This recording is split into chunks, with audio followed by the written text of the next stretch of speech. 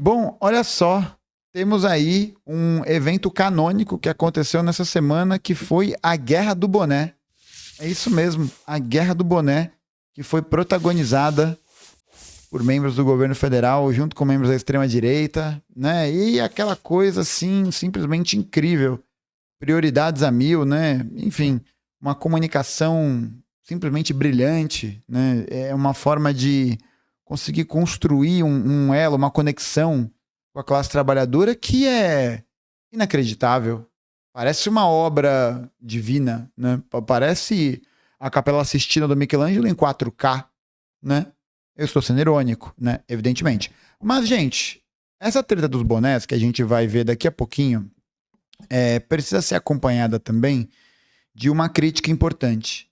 E de uma crítica que a gente precisa abordar no sentido de entender o que está em jogo aqui, sabe? Porque a gente está vendo que a principal tônica, né, o principal centro dessa discussão é sobre os progressistas terem mostrado, né, que os bolsonaristas, a extrema-direita, não são nacionalistas de verdade. E de fato não são mesmo, né? A gente sabe que é engraçado esse conceito de patriotismo que bate continência para uma bandeira estrangeira e que não faz questão de abrir mais de 800 bases militares pelo mundo para poder garantir a sua dominação e sua hegemonia, né?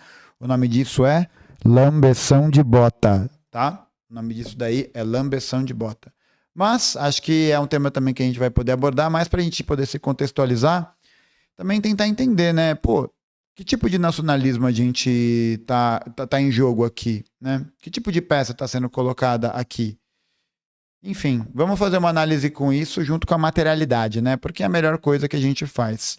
E lembrando a você que está assistindo esse corte de não se esquecer de se inscrever nesse canal, de curtir esse vídeo, de comentar aqui o que você vai achar futuramente, ou me xingando também, não tem problema. E clicando na parte do Seja Membro aqui embaixo, você paga somente R$5 por mês e se torna membro deste canal, acessando 2 lives exclusivas toda semana, tá bom? E conteúdo exclusivo para os membros também. Clica aqui no Seja Membro, saiba mais, vamos embora. Bom, gente, olha só. Recentemente, o ministro da Articulação Política do governo, Alexandre Padilha, começou a fazer uns vídeos tentando, enfim, né, dar aquela lacradinha boa em cima da extrema-direita, em cima dos bolsonaristas e tal. Aí, várias questões, né? Várias questões. Em primeiro lugar, antes da gente poder se contextualizar da Guerra de Boné, os cumprimentos ao deputado Arthur Lira, ao senador Rodrigo Pacheco. O balanço é muito positivo, né? Aqui, ó. O balanço é muito positivo, especialmente considerando o legado de ataques do governo anterior ao ambiente institucional. Veja só, ao ambiente institucional. Ao ambiente institucional. Só isso. Como ministro da Secretaria de Relações Institucionais... ele é ministro da Secretaria de Relações Institucionais da Presidência da República.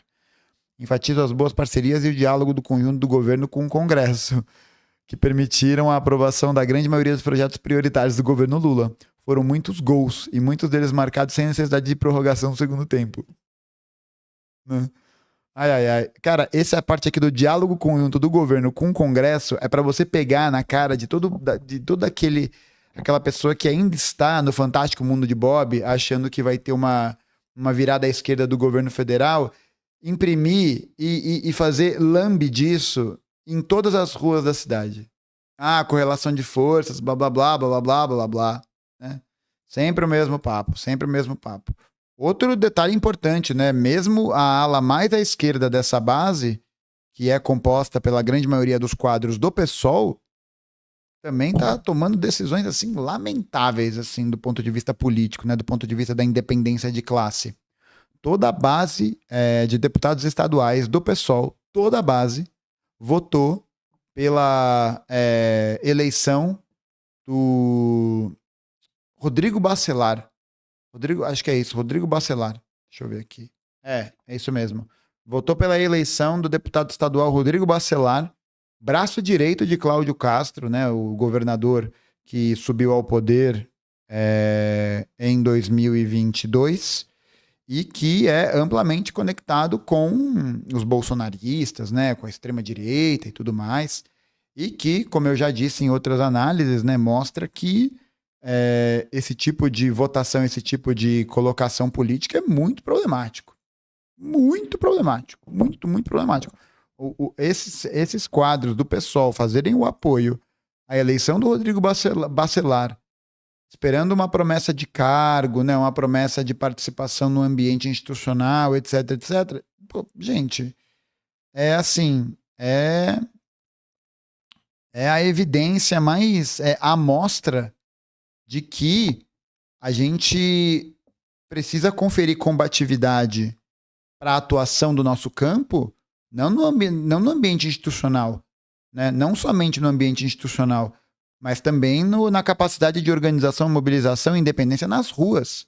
Porque essa que é a questão, né? Esses caras estão cedendo cada vez mais e recebendo cada vez menos. Porque, é óbvio, o cara que tá lá do outro lado, né? O Rodrigo Bacelar, o Arthur Lira, o Rodrigo Pacheco, quem quer que seja, vai receber essas concessões, vai conseguir mais capital político para poder se eleger e garantir a sua estabilidade, e ao mesmo tempo a esquerda, né? Porque afinal de contas não vai pegar cargos importantes, não tem participação, e mesmo assim, né? E mesmo assim, com muitos limites, com programas cada vez mais rebaixados, com programas que ignoram as questões estratégicas, né? Tudo parece se tornar cada vez mais uma crítica moralista, tudo parece se tornar cada vez mais uma crítica institucional, né? Então, assim, meramente institucional, né? Então, assim, muito complicado, né? Muito complicado, mas vamos seguir. Conseguimos vitórias históricas que trarão resultados muito positivos para a vida do povo brasileiro. Entre tantas outras conquistas, a aprovação da primeira reforma tributária do país desde a redemocratização. Essa parte da primeira reforma tributária, o Hugo Mota já soltou, já deu indícios, né? Vou até puxar aqui, ó. Já deu indícios, cadê? Já deu indícios que vai atrasar a segunda parte da reforma tributária. Há no Congresso uma certa resistência com quem nós conversamos, líderes e deputados, que matéria que venha a representar aumento de carga tributária, o Congresso acredita que já deu sua cota. O Congresso acredita que já colaborou muito com essa agenda. Seguir aumentando encargo não vai resolver o problema econômico do país. O governo precisa reajustar a rota, rever o que tem sido feito nesse sentido, se conscientizar que precisa ter mais responsabilidade, que aí sim ele terá do Congresso, total cooperação do Congresso na agenda econômica. Caralho, tá ligado? É isso que eu tenho pra dizer. Caralho, olha isso aqui. Desculpa o palavrão, gente, tô tentando diminuir, mas, cara, isso aqui é inacreditável. Na moral, isso aqui é inacreditável. Inacreditável.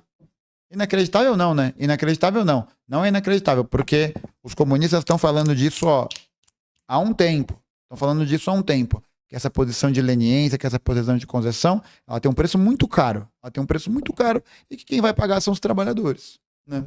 Aí você tenta agradar as fatias da pequena burguesia, né? Que ficam, meu Deus, preservar a democracia em abstrato, né? O do pensamento pequeno burguês, preservar a institucionalidade meramente, porque isso é o mais importante, evitar a volta do Bolsonaro e não sei o quê. E você para de ver o problema concreto das questões estratégicas, né? Tá ligado? Ó, eu vejo um Congresso muito mais conservador e preocupado com a economia do que um Congresso que não se preocuparia com a responsabilidade fiscal. Hugo Mota ainda afirmou que é necessária uma mudança no rumo das decisões. O presidente não chegará forte na campanha em 2026 se a economia não tiver estabilidade. E para ter essa estabilidade, é preciso ter uma mudança no rumo das decisões. Cara, qual vai ser essa mudança no rumo das decisões? Qual vai ser a próxima etapa do arroxo? Qual vai ser? Tá ligado? Qual vai ser? Qual vai ser a próxima etapa de destruição do orçamento público, da capacidade de investimento? Vai ter um arcabouço fiscal Optimus Prime, tocando What I've Done do Linkin Park ao fundo, falando todos os Autobots da austeridade. Porra. De brincadeira, mano. Não, e no final das contas é isso, né? Quando a gente pontua essas coisas, a gente é sectário, a gente é chato, a gente é quinta coluna, a gente é tudo isso. É tudo isso. Olha aí, cara. Olha aí, porra. Fala de correlação. Mas é isso, né? Cada um acredita na mentira que quiser acreditar. É isso. Cada um acredita na mentira que quiser acreditar, né? A verdade dos fatos está aqui. Está aqui. Demorou? Está aqui. E o grande problema é que, e aí, deixa eu fazer um parênteses muito rápido sobre isso, porque eu ainda nem comecei a crise do boné, né? Mas vai tudo se encaixar.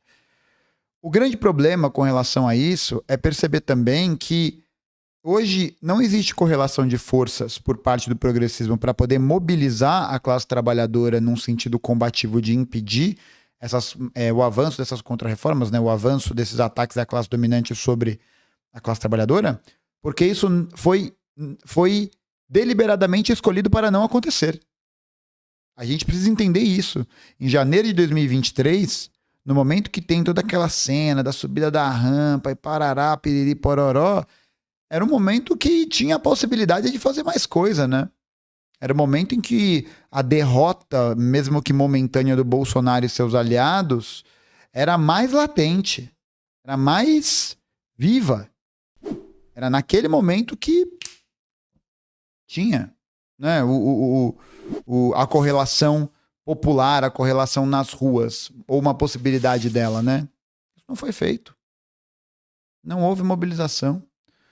O tema da escala 6x1 caiu no colo do governo. O governo poderia ter mobilizado e trazido esse movimento para si no sentido ofensivo, ganhar a popularidade da fatia dos trabalhadores mais precarizados. Não fez isso. Preferiu atender à dinâmica político-ideológica dos setores da classe dominante. E veja bem, é uma decisão política. É uma decisão política. Decisão política, entendeu? A gente precisa tratar essas questões como questões históricas, como questões de escolha, tá? Como questões de escolha. É isso. É uma escolha política. Certo? É uma escolha política. E isso demonstra também qual é o tipo de estratégia política por trás dessa escolha, né? Porque ninguém faz uma escolha se não está orientado por um plano maior, certo? Então o problema não é só a escolha individualmente, não é só aquele problema enquanto uma manifestação imediata, não é só a pontinha do iceberg, é tudo que está atrás. É tudo que está atrás. E o que está atrás desse projeto? Neoliberalismo. Sinto muito, gente. Sinto muito, né? E eu vejo também, enfim, lembrei do Coneb, né? Da minha experiência tal, de perceber o quanto a linha majoritária do movimento estudantil só transforma aquele espaço num circo, sei lá, sabe? Numa aparente conjuntura de decisões, tá ligado? Enfim, né? Continuar aqui. O selo da parceria entre executivo e legislativo é expressivo. Ah, não, faltou essa parte aqui. A renegociação da dívida dos estados, a retomada das políticas socioambientais e climáticas, como o programa Mover e a regulamentação do mercado de carbono, reformando o compromisso do governo federal com a agenda verde. Punir os responsáveis por queimada? Nada. Expropriar os latifundiários que tiveram suas terras incendiadas pelo bem do agronegócio? Nada, né? Nada. Acelerar o processo de reforma agrária? Nada. Mas o mercado de carbono, esse tá indo, hein? A Política Nacional de Cuidados. O saldo da parceria entre Executivo e Legislativo é expressivo. Alcançamos a maior taxa de aprovação de projetos de iniciativa do governo desde a redemocratização. A maior taxa de aprovação de projetos de iniciativa do governo desde a redemocratização. É tudo uns projetos bunda também, né? Uns projetos merda. O que demonstra o compromisso com um Brasil que avança com diálogo e responsabilidade institucional sob o comando do presidente Lula. O presidente Lula tirou o Brasil do atoleiro em que se encontrava, dando início a um ambicioso projeto de reconstrução nacional. Foi um grande passo para tornar o Brasil uma nação altiva, mais justa, desenvolvida, com respeito ao meio ambiente e novo papel no cenário internacional. O novo papel no cenário internacional é tentar se aproximar dos democratas, né? Ver ali a derrota retumbante do Partido Democrata para o Partido Republicano, né? Para o Trump e para a extrema-direita, se afastar dos BRICS, e agora tá, né? Assim. Tá assim, né? Olha o Unibão, para, cara. Isso aqui é alucinação, porra. Isso aqui é uma alucinação. Não dá.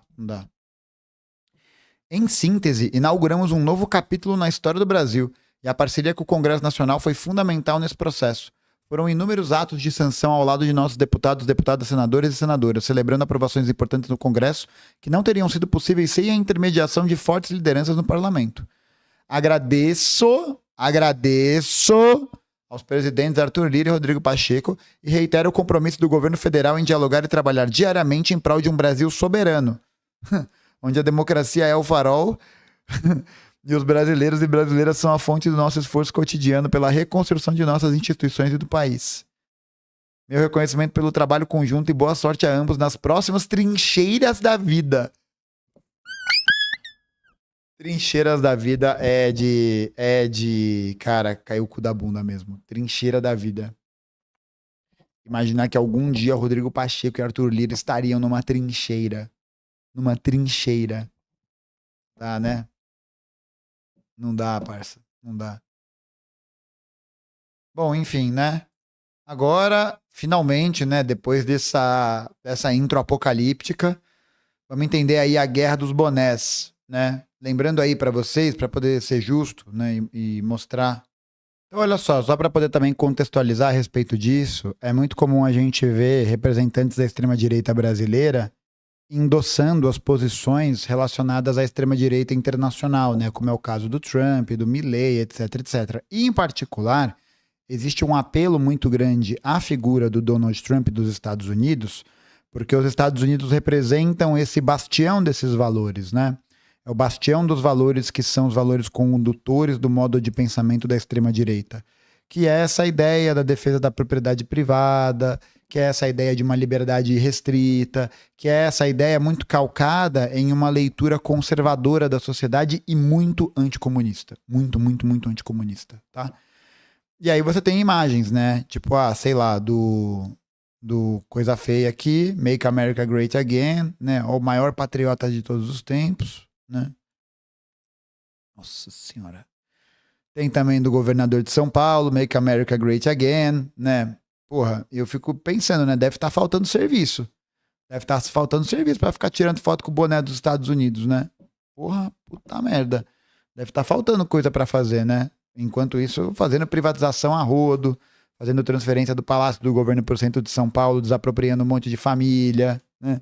A PM que tem a atuação das forças de segurança, da Polícia Militar e de outros órgãos do policiamento estadual que estão em níveis de violência bizarros, né? As cidades alagadas, a Sabesp cara pra caralho.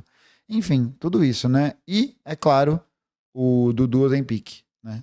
Enfim, aqui na esquerda, usando o boné MAGA, que é Make America Great Again. E aí vocês estão vendo aqui o senador, né, do Amapá, o senador Randolfo Rodrigues, do PT, que está usando um boné O Brasil é dos brasileiros, né? E é daí que vem esse contexto. Para poder responder o nacionalismo, o falso nacionalismo da extrema-direita, né, o nacionalismo entreguista da extrema-direita, o governo Lula resolveu fazer um boné, o Brasil é dos brasileiros, né? E aí o Alexandre Padilha estava no centro dessa polêmica. Não, esse boné foi um pedido de uma pessoa que é do Parque Arariba, da Zona Sul de São Paulo, agoniado de ver parlamentar usando o boné de presidente de outros países, batendo continência para a bandeira de outros países. Isso é pique aquele meme. Meu Deus, eu não acredito que algum artista internacional fez isso. Aí aparece ali o mapa, Salto de Tararé, Paraná. Mandou essa mensagem, eu falei, não, eu vou comprar uns bonés aí e falei com os ministros que se licenciaram para vir votar. Vou levar um boné aí de Orgulho do Brasil. Pedi pro Sidônio, fala uma frase aí. Sidônio falou que é Orgulho do Brasil. Brasil é dos brasileiros, ninguém bate continência para outra bandeira. Caralho, que frase enorme. Ninguém bate continência para outra bandeira aqui não, certo? Perfeito. Né? Aí aqui com o Davi Alcolumbre, parabenizando o presidente, né? Eita, parabenizando o Hugo Mota. Vai que vai, né? Enfim, tudo isso aí. E aí vem a peça, né? Vem aí o nascimento de Vênus desse episódio. Aqui é o Brasil. Grande dia! Mostramos que brasileiros e brasileiras não batem continência para a bandeira de outros países.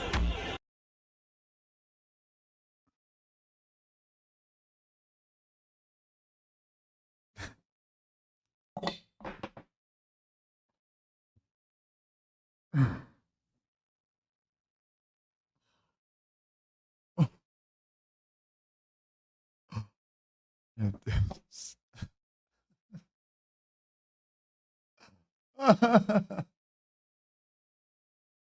É horrível. É horrível. É horrível. É horrível. Meu Deus, é horrível. Não dá. Não dá. É uma bosta. É horrível. É horrível. Horrível, horrível, horrível, horrível. Não dá. Aí você pode até pensar, né, que isso é um problema de comunicação. Né, que isso pode ser um problema de como o governo tá articulando a sua equipe de marketing. A gente sabe que não é. Né? Não é. O problema é a política por trás disso, que permite que peças como essa sejam aprovadas. Meu Deus, até caiu o óculos aqui. Tentou. Meu Deus. Entendeu? Essa peça publicitária, gente, é a pontinha do iceberg. A pontinha. Só a pontinha, né? Epa! Aí aqui, e continua. E lá vem mais. Né? Mas vamos ver tudo até. Um boné. Vivi para ver um boné.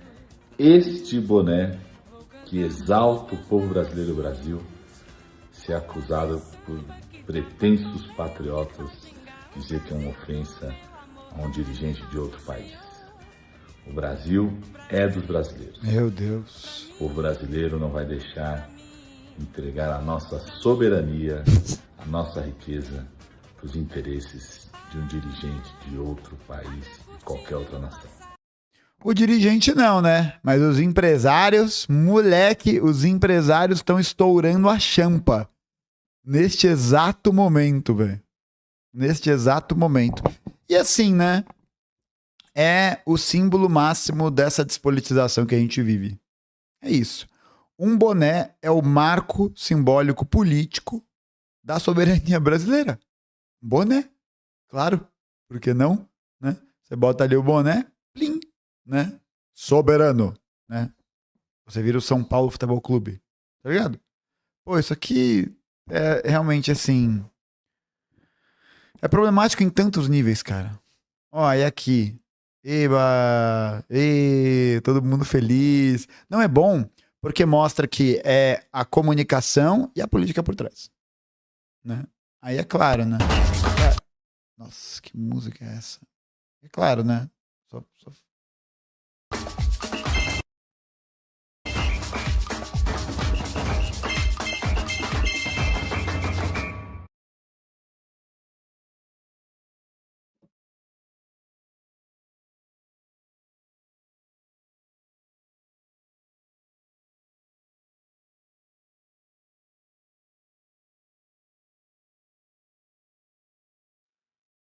Ai, gente. Eu não queria isso de aniversário. Mas vamos lá, né? Acho que é importante a gente trazer perspectivas de análise para isso, né? Qual é o grande problema dessa campanha, desse slogan, disso tudo, né? Não é o fato de que isso é de alguma maneira xenofóbico com os americanos, com os estadunidenses, né? Não, com ninguém, assim. Não é essa a questão central. A questão central é que, primeiro, isso é cringe, né? Claramente o Sidônio, que é o secretário de comunicação, esqueci, que é o, enfim, presidente, ministro da SECOM, sei lá. Não sei se é ministro da comunicação da SECOM. Ele tá precisando de uma consultoria aí pesada, hein? Mas, em segundo lugar, tem um outro grande problema que é o seguinte, e eu acho que essa é a questão central. Que essa é a questão central, gente. Esse tipo de atribuição que está acontecendo com essa peça do boné, do Brasil é dos brasileiros, na verdade, não é expressão do nacionalismo. Não é expressão de nenhum tipo de luta ou combate pela soberania brasileira. Porque a soberania brasileira se faz garantindo que os setores estratégicos estejam sob controle. Eu não vou nem falar de uma perspectiva socialista aqui, né? Eu vou falar aqui de uma perspectiva social-democrata, né? De uma perspectiva de um estado de bem-estar social. Então a gente ainda está falando de capitalismo. Não é nada muito revolucionário, sabe? Não é um negócio... Não estou nem partindo para esse lugar do controle dos meios de produção pelo estado operário, né? Pelo estado da ditadura do proletariado. Mas se a gente está falando de manutenção da soberania, a gente está falando do controle desses setores estratégicos por parte do governo e que vão garantir essa autonomia produtiva. Então, o que a gente está observando no Brasil é exatamente o contrário. É exatamente o contrário. Exatamente o contrário. A gente tem leilões e concessões do parque elétrico que estão sendo feitas a rodo. Leilões e concessões que estão sendo realizadas para empresas de água e saneamento. Leilões e concessões de parques nacionais. A gente está vendo uma série de políticas que estão sendo tocadas pelo programa de parcerias público-privadas que realmente solapam qualquer possibilidade de soberania, né? Solapam qualquer possibilidade da construção de uma independência concreta, né? Porque isso significa, essa independência concreta, ela significa o governo precisar fazer um enfrentamento. O governo invariavelmente tem que fazer um enfrentamento aos setores da classe dominante que querem assumir o controle desses recursos, desses setores, né? Isso está acontecendo aconteceu tanto por forças da direita, né? Sobre o Paulo Guedes, mas também sobre o FHC, sobre o Collor, etc., como está acontecendo agora. E com especial intensidade nesse momento, porque já tiveram várias declarações por parte de ministros do governo se orgulhando de que esse é o governo que mais está fazendo concessões na história, no período. Teve uma fala do ministro dos Transportes, se não me engano, acho que é na filha do ministro dos Transportes. Deixa eu ver. Isso. Teve uma fala do Renan Filho, que é o filho do Renan Calheiros, né? Renan Calheiros Filho, e que está falando sobre como esse governo é o governo que mais vai fazer concessões. Então, tipo, que nacionalismo é esse, sabe? E aí, no final das contas, o que acontece é que você tem, por um lado, da extrema-direita, e também, sem nenhum engano, né? A extrema-direita, os patriotas, os bolsonaristas, eles não são patriotas. Eles não são nacionalistas. Porque eles também atendem a uma dinâmica da economia política que serve para a manutenção do Brasil nesse lugar do capitalismo dependente. Nesse lugar em que esse nacionalismo se torna muito mais uma energia simbólica, uma energia de pertencimento esvaziada, né? Tipo, não tem sentido concreto isso. E entregando o país à pera de banana para conglomerados estrangeiros, né? Para conglomerados nacionais que estão associados a conglomerados estrangeiros, né? Ainda tem essa. Então, tanto essa atribuição do nacionalismo pela extrema-direita quanto pela esquerda, pela esquerda progressista, são, a meu ver, cara, bem sinceramente, o mesmo processo com os sinais trocados. Mesmo processo com o sinal trocado. Porque, por um lado, você tem a lógica entreguista, de um lado, e do outro lado, você tem uma lógica que não é de entreguismo, mas é uma lógica de soberania completamente vazia. Completamente vazia. Ah, o Brasil é para os brasileiros. Beleza, o Brasil é para os brasileiros? Quais foram os setores estratégicos, ou seja, setores estratégicos da produção, que receberam investimentos no último período ao ponto de conseguir ampliar sua capacidade produtiva? E aí, ampliar sua capacidade produtiva, tendo em vista a garantia, por exemplo, da soberania alimentar. Porque é capaz de alguém falar que o agro está produzindo muito, não sei o que lá. Mas essa dedicação de recursos, né, essa dedicação de técnica, essa dedicação de investimentos, vem para poder atender aos interesses dos latifundiários, né, da classe capitalista do campo. E não da classe trabalhadora. Então o grande problema é esse, né? No final das contas, essa guerra de bonés, né, a guerra de bonés, ela é uma representação vazia do nacionalismo, que se expressa a partir desses símbolos, né? Um boné Make America Great Again, que no fundo é a representação de um nacionalismo entreguista, de um nacionalismo que não tem preocupação concreta com as condições da economia brasileira, da economia nacional, porque está também junto com o processo de...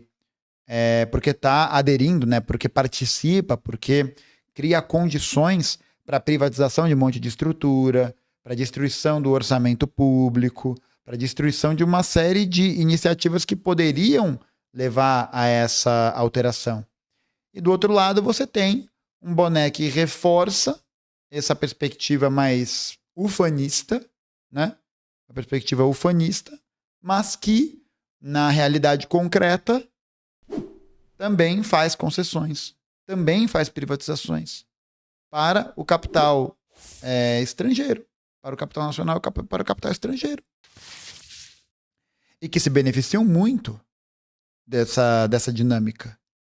Você tem, portanto, dois símbolos que são utilizados de maneira despolitizante, de maneira que isso tente produzir uma lógica até meio de massas, assim, né?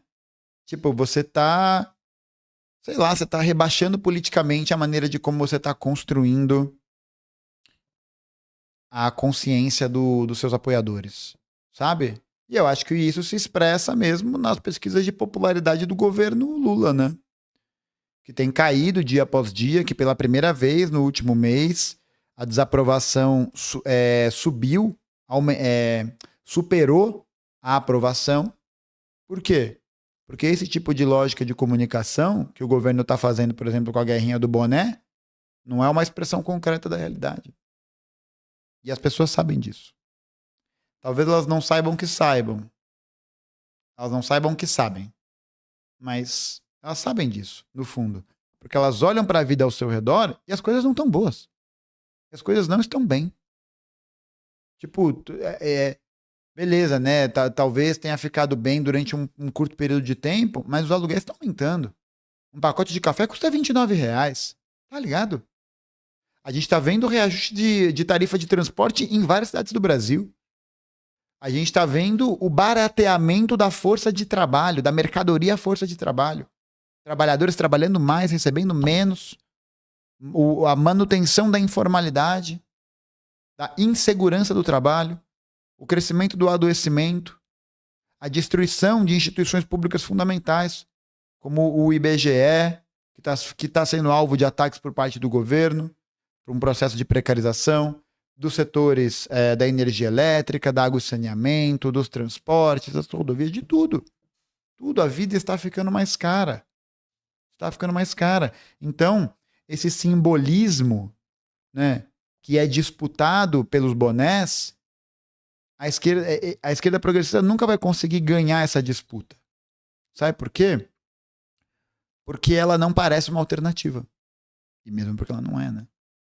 Não uma alternativa para o solucionamento dos problemas da classe trabalhadora, os problemas concretos, porque para solucionar eles você vai precisar fazer um enfrentamento.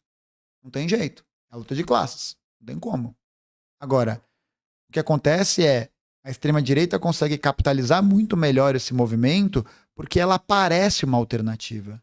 Porque, ainda que num grau de superficialidade, ela fala de mudanças de maneira agitativa, de maneira política muito mais intensa do que a esquerda progressista.